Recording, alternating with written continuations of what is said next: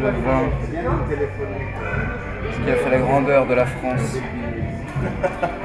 On est pas avec la France aujourd'hui. Et de la Suisse parce que ça vient de Saint-Denis.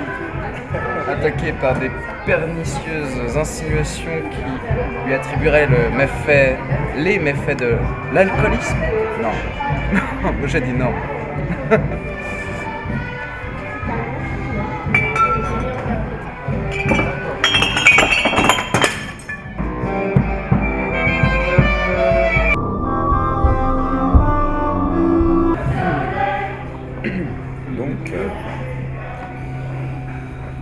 Donc, Rabelais. Alors Rabelais, c'est quoi? Du vin. C'est le XVIe siècle, c'est juste avant la Renaissance française, qui a été un peu plus tard que l'italienne. C'est à partir du moment où il y a une des Médicis qui s'est mariée avec un des rois de France et qui leur ont appris à manger avec des fourchettes. Mais c'est peut-être pas ça le principal. Je dirais...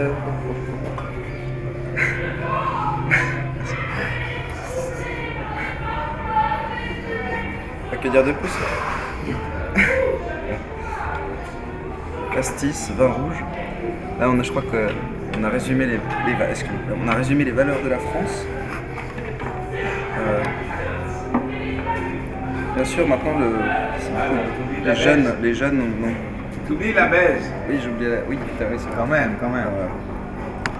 En règle générale, si on se fait une image du couple moyen français, c'est que on a en fait, on a quoi? On a un couple qui fait l'amour au milieu de pizzas livrées avec des cartons, c'est dégoûtant. Il y a du vin, beaucoup de vin, de la bière, des glaçons qui commencent à fondre, et un couple plutôt pas propre qui commence à faire l'amour. Et je pense que là, on touche quelque chose. On touche l'univers de Rabelais. On a vraiment des poils. On a une atmosphère populaire, je sais pas. En fin de compte, je dis tout ça, c'est pourquoi? C'est pour prendre le temps de passer passer un moment avec quelqu'un pour peut-être se poser la question si notre monde ne devrait pas changer ou être remis en question. C'est prendre le temps de passer un bon moment entre amis et de se dire on peut faire ce qu'on veut sur Terre. Je peux être mon propre interprète de ma vie. Et c'est pas une phrase débile que je dis parce que on est dans un univers de théâtre ou des trucs comme ça. Non, pas du tout. Non, je crois pas. Pardon. Je vous invite à voir le spectacle. Allez. Ça se passe par là-bas. Donc c'est Michel, c'est un technicien, mais il faut pas dire ça, c'est un créateur lumière. Michel, créateur lumière. Laurent, spécialiste mondial de Rabelais. Et venez voir, ça commence.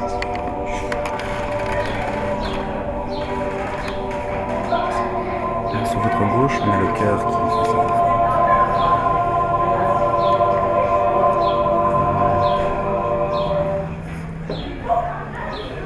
C'est fascinant cette atmosphère de recueillement en fait. Une sorte de... Le meilleur moment, c'est quand les gens vont manger après. On a 150 personnes qui se connaissent pas, qui se retrouvent ensemble à être obligés de manger sur les tables de 10. Et là, voilà, tout d'un coup, ça se voit plus. En général, même dans le train, dans le bus, tous les endroits communs, entre guillemets, tout le monde sort son iPad, son iPhone. Plus personne parle ensemble, on a tous nos... Tandis que là, ça parle, ça se rencontre. Je pense que Rabelais rencontre, c'est un bon jeu de mots, on va dire. Ah bon, je suis léger pour ça. Mais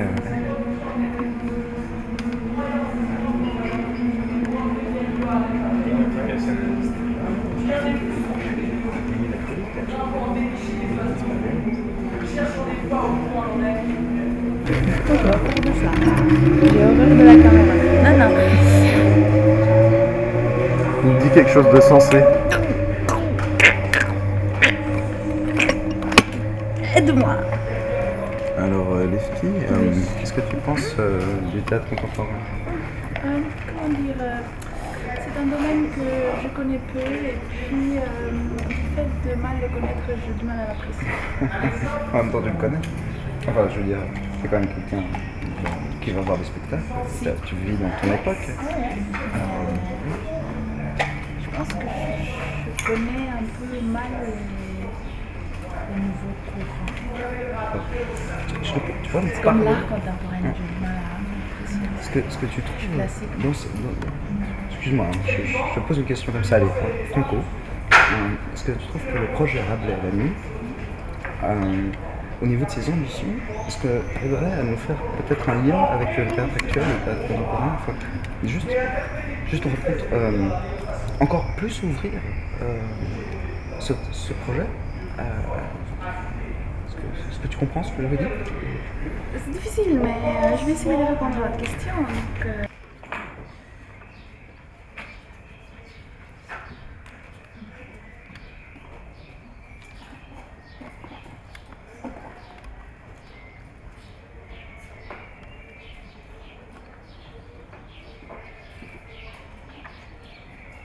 Amis du soir, bonsoir.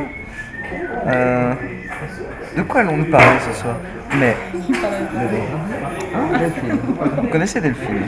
Elle s'occupe de... je m'occupe toute seule. Voilà, c'est ça. Voilà. Ce soir, nous avons une intervenante qui est venue voir déjà, je crois, presque 2 fois le spectacle. Et nous avons 2-3 questions à lui poser par rapport à Rabelais.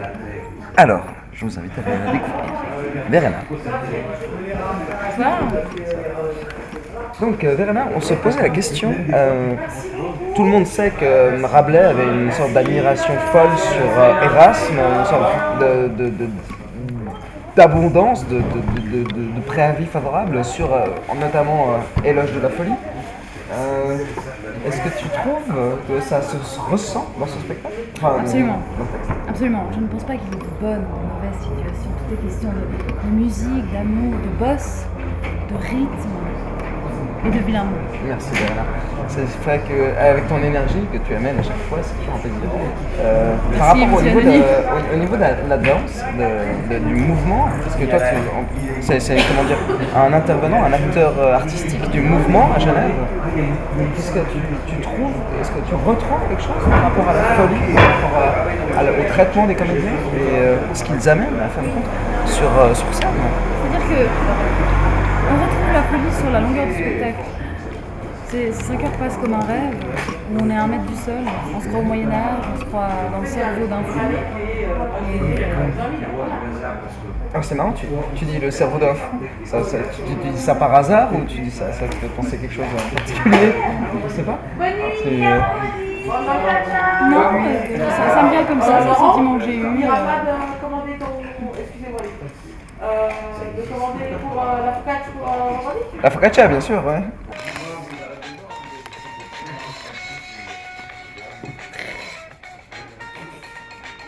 Pour la piste de danse, fais ce que tu veux. Si t'es bonne comme on les sait, bouge tes cheveux, bouge tes cheveux. Tu veux foutre la merde, non, bouge tes cheveux, petit sauvage, bouge tes cheveux. Si t'es bonne comme on les sait, vas-y bouge tes cheveux, danse, bouge tes cheveux. Même si t'as la place.